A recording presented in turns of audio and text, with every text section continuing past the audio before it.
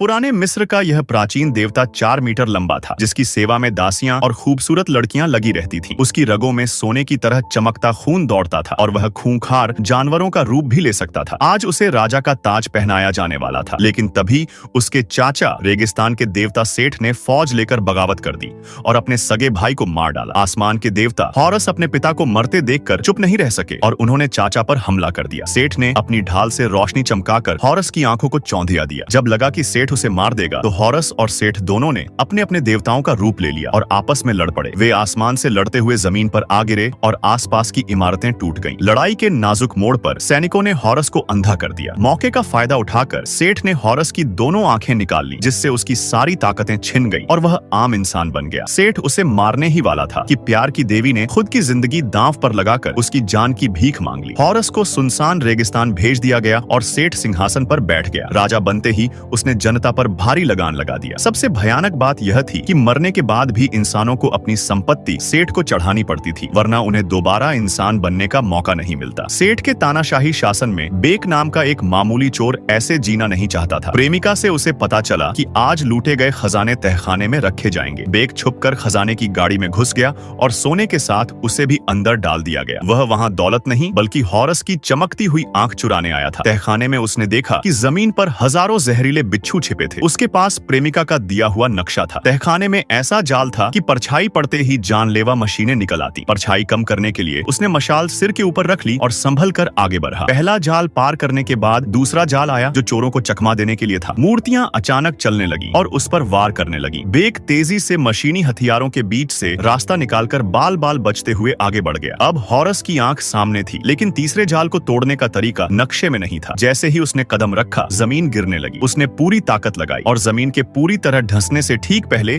छलांग लगाकर हॉरस की आंख पकड़ ली। देवता की आंख की रोशनी से सारे खौफनाक जीव भाग गए। महल से बाहर आकर उसे पता चला कि उनका प्लान अधिकारियों को पता चल गया है। उसने आंख उठाई, जिसकी रोशनी से सैनिक डरकर गिर पड़े और वह अपनी प्रेमिका को रथ में लेकर वहां से भाग निकला। लेकिन अगले ही पल एक तीर बेक की प्रेमिका के सीने के पार हो गया और उसने दम तोड़ दिया। सदमे में डूबा बेक हॉरस के पास गया और शर्त रखी कि आंख के बदले वह उसकी प्रेमिका को जिंदा कर दे। लेकिन मरे हुए को जिंदा करने की ताकत सिर्फ राजा के पास होती है और हॉरस की ताकत अभी आधी थी। प्रेमिका को जिंदा करने के लिए हॉरस को सेठ को मारकर सिंहासन वापस पाना होगा। फिलहाल हॉरस सिर्फ मौत के देवता अनुबिस को बुलाकर प्रेमिका की आत्मा को परलोक का रास्ता दिखा सका।